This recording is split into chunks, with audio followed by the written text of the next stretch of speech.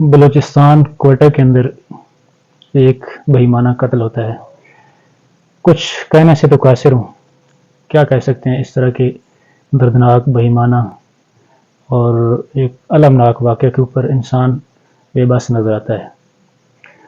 لیکن آواز تو اٹھا سکتے ہیں۔ آپ نے ویڈیو دیکھی ہوگی، ویڈیو چلانے کی ہمت نہیں ہے کہ انسان اس کو دیکھ بھی سکے۔ کوئٹہ کے اندر ایک 24 سالہ شیتل جس کا نام تھا، لڑکی تھی، اس نے ایک 32 سالہ زرق نامی شخص کے ساتھ نکاح کیا، پسند کی شادی کی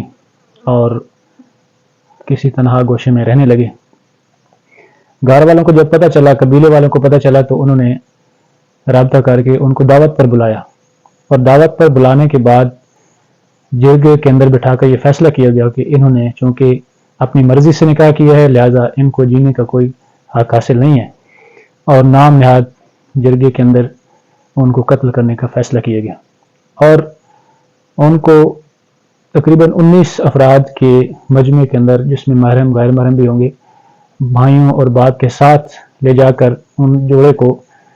جنگل کے اندر ایک ویرانے کے اندر بڑی بے دردی کے ساتھ گولیاں مار کر قتل کر دیا جاتا ہے۔ دیکھیں کس قدر انسانیت شرما جاتی ہے، کتنا دردناک یہ واقعہ ہے کہ ایک لڑکی اور ایک لڑکا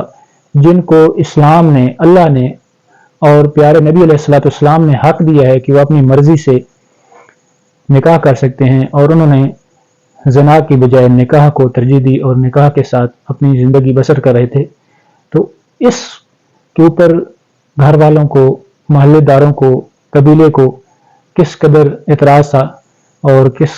غیرت کے نام پر، نام نہاد غیرت کے نام پر انہوں نے اس بے دردی کے ساتھ جا کر ویرانے کے اندر گولیوں کے ساتھ بھون دیا۔ اور اس جرت کو بھی سلام کرتے ہیں کہ وہ لڑکی جس کے ہاتھ میں قرآن ہے، اس کے اوپر بڑی موٹی چادر ہے، اور جب وہ ویڈیو بھی کوئی کتنے بے حس انسان تھے کہ ویڈیو بھی بنا رہے تھے، اور وہ لڑکی کہتی ہے کہ اس سے جب قرآن لیا جاتا ہے اور آگے کہا جاتا ہے کہ آگے ذرا دور چلی جاؤ، تو وہ قرآن حوالے کرتی ہے، اس کا شاید بھائی ہوگا یا باپ ہوگا اس کے، اور کہتی ہے کہ مجھے صرف گولی مارنے کی اجازت ہے آگے، اور میرے ساتھ کوئی ہاتھ بھی نہ لگائے، اور کوئی اس طرح میری لاش کے ساتھ کوئی جس طرح سنسار کیا جاتا ہے یا کوئی اس طرح کا معاملہ نہ کیا جائے۔ یعنی اس معاشرے کے جو اس دردناک فیصلے کو قبول کر لیتی ہے اور بڑے اعتماد کے ساتھ وہ آگے بڑھ جاتی ہے، جسے پتہ ہے کہ ابھی مجھے گولیوں کے ساتھ بھون دیا جائے گا، وہ کہتی ہے، نہ تو وہ کسی کے پاؤں پکڑتی ہے، نہ وہ چیختی ہے، نہ چلاتی ہے، نہ رحم کی بھیک مانگتی ہے، نہ کسی کے ساتھ گلے لگ کے روتی ہے، نہ کسی کی طرف نظریں اٹھا کے رحم کی اپیل کے ساتھ دیکھتی ہے، بلکہ اعتماد کے ساتھ آگے چلی جاتی ہے اور کھڑی ہو جاتی ہے، اور دردناک بھائی اور بے حس باپ کے سامنے وہ نام نہاد غیرت مند جو حقیقت میں بے غیرت تھے، جو اتنے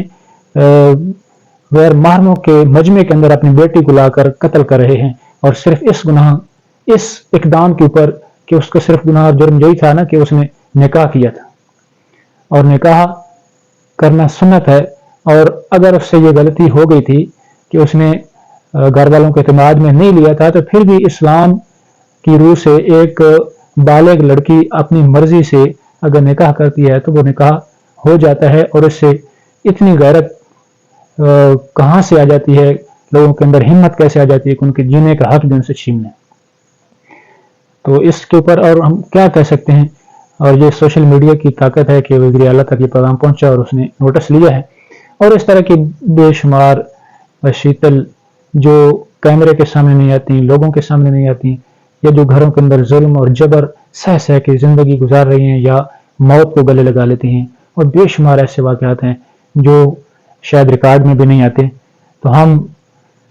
کیا کہہ سکتے ہیں، وَإِذَا الْمَوْءُودَةُ سُئِلَتْ بِأَيِّ ذَنبٍ قُتِلَتْ، پھر جب وہ زمانہ جاہلیت کے اندر جو لڑکیوں کو قتل کیا جاتا تھا، زندہ درگور کیا جاتا تھا آج سے 14 صدیاں پہلے، تو قیامت کے دن جب ان سے قرآن کہتا ہے کہ ان کو جب اٹھایا جائے گا، ان سے پوچھا جائے گا، وَإِذَا الْمَوْءُودَةُ سُئِلَتْ، کہ ان زندہ درگور بچیوں اور لڑکیوں اور بیٹیوں سے پوچھا جائے گا کہ بِأَيِّ ذَنبٍ قُتِلَتْ، کہ تمہیں کس گناہ کی پاداش میں تمہیں قتل کیا گیا، تو ان میں ایک شیتل بھی ہوگی، اور اس طرح کی اور بھی لڑکیاں جن کو بے گناہ قتل کر دیا جاتا ہے۔ اللہ تعالیٰ اس معاشرے میں امن عطا کرے، محبت عطا کرے، نفرتوں کو ختم فرمائے، آمین۔